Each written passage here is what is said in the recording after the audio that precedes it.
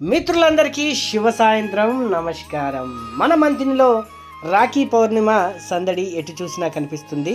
మంథని ప్రధాన కేంద్రమైన చౌరస్తాలో రాఖీల అమ్మకాలు జోరందుకున్నాయి.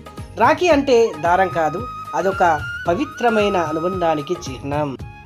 సుదూర ప్రాంతాల నుండి అక్క చెల్లెళ్ళు తమ అన్నదమ్ములకు రాఖీ కట్టాలని ఎంతో ఆశ కొద్దీ వచ్చే పండుగ, ఎదురు చూసే పండుగ రాఖీ పౌర్ణిమ. మన సనాతన ధర్మం, మన సంస్కృతి సాంప్రదాయాలు ఆడపడుచులకిచ్చిన ఒక అద్భుతమైన వరం. ఆడపడుచులు అన్నదమ్ములు ఈ పండుగ వేళ ఒకరికొకరు జీవితాంతం రక్షగా ఉంటానని తెలియజేసే ఒక పవిత్రమైన వేడుక. కాలం మహిమో ఏమో కానీ సామాన్యుడు, మధ్యతరగతి వాడు అసలు రాఖీ కొనే పరిస్థితిలో లేడు. ఎందుకంటే రాఖీల ధరలు కూడా నిజంగా ఆకాశాన్ని అంటాయి అని చెప్పడంలో అతిశయోక్తి లేదు.